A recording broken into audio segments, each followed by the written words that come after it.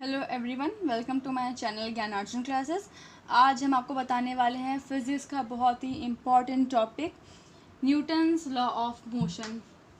काफ़ी सारी चीज़ें जो हम लोग पढ़ते हैं फिज़िक्स में इंटर तक पूरा इससे रिलेट करती हैं।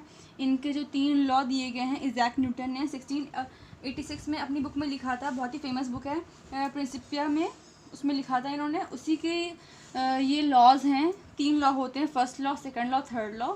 हम आपको एक एक लॉ करके बताएंगे।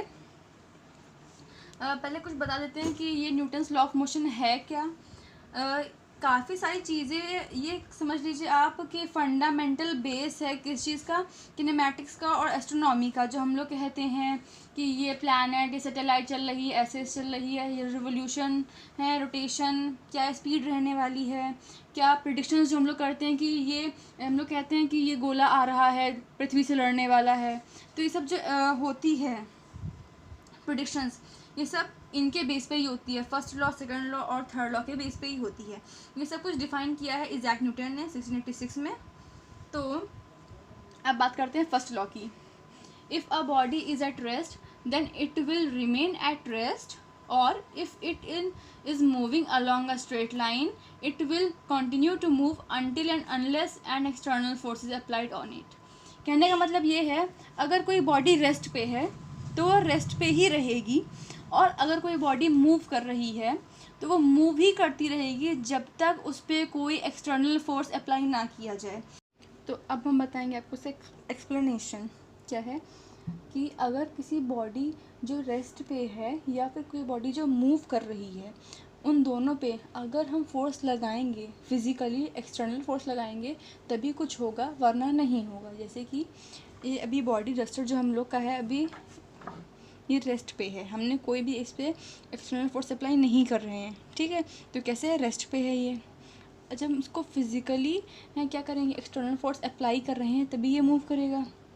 और अगर ये मूव कर रहा है तो जब तक हम खुद इसको रोकेंगे नहीं तब तक ये रुकेगा नहीं। तो ये हम लोग का पहला हो गया लॉ कि if a body is at rest then it will remain at rest, और if it is moving along a straight line it will continue to move until and unless an external force is applied on it. ये हम लोग का हो गया first law. अब हम बताएंगे आपको सेकंड लॉ के बारे में।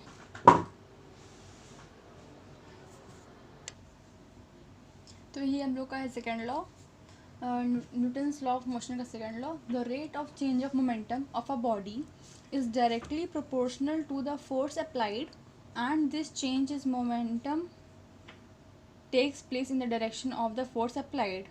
फॉर्मूला होता है F is equal to D P upon D T. इसका हम आपको छोटा सा डेरिवेशन में 2 लाइन का वो बता देंगे। अभी कहा ये गया है जो rate of change of momentum है, यानी कि ये इसे P को कहते हैं मोमेंटम। ये क्या होता है, मास इनटू वेलोसिटी, ठीक है।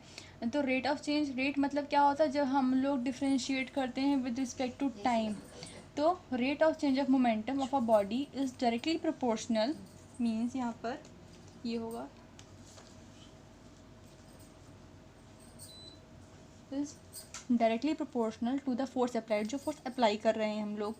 And this change in momentum, जो चेंज आ रहा है मोमेंटम में, डिफ्रेंसिएशन शो करता है हम लोग का change takes place in the direction of the force applied. जिस तरह हम लोग फोर्स अप्लाई कर रहे होंगे मोमेंटम का चेंज भी उसी डायरेक्शन में आएगा, ठीक है।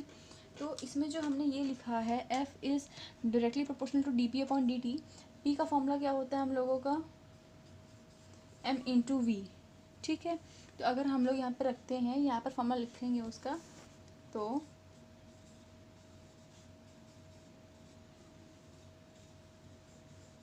ये बन गया। मास हमारा कैसा होता है, कंजर्वेटिव होता है, वो चेंज नहीं होता है। वेट चेंज होता है, वेट वेरी करता है हम लोग का, लेकिन मास वेरी नहीं करता। तो मास बाहर आ जाएगा, जैसे कि हम करके दिखाते हैं। तो ये जो लिखा है F is directly proportional to D P upon D T है, और यहाँ पर फिर हमने लिखा है P का जो फॉर्मूला होता है mv, उसको मैंने पुट किया है। तो F is directly proportional to d mv upon D T.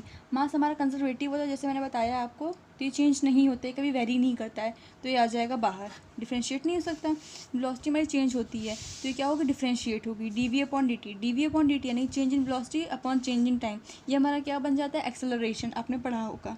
तो ये बन गया हमारा F is directly proportional to MA, या फिर हम लोग कह सकते हैं F is equals to MA। ये हम लोग का फॉर्मूला पढ़ते हैं जो हम लोग नॉर्मली। फिर अब बात करते हैं थर्ड लॉ, या फिर ये बहुत ही ईजी से लॉ होता है। ये हम लोग का लास्ट लॉ या कह सकते हैं थर्ड लॉ है न्यूटन्स लॉ ऑफ मोशन का। For every action there is equal and opposite reaction. हम जो भी चीज़ करते, कोई भी एक्शन करते हैं तो हमें उसका इक्वल एंड अपोजिट अमाउंट में रिएक्शन मिलता है। जैसे कि जो नाविक होते हैं वो नाव में चप्पू चलाते हैं, जिस डायरेक्शन में चप्पू चलाते हैं उसके अपोजिट में पानी क्या बढ़ता है, इंक्रीज़ करता है, हम लोग को वो देता है, स्पीड देता है, तभी हम लोग की नाव आगे बढ़ पाती है। ठीक है, ये एक एग्जांपल हो गया। दूसरा होता है जैसे कि आप जानते हैं कोई राइफ़ल चलाता है तो अपने शोल्डर पे रख के चलाता है, तो उसके शोल्डर पे जर्क आता है जैसे ही वो फायर करता है। तो जब हम लोग की तो जैसे ही हम लोग की गोली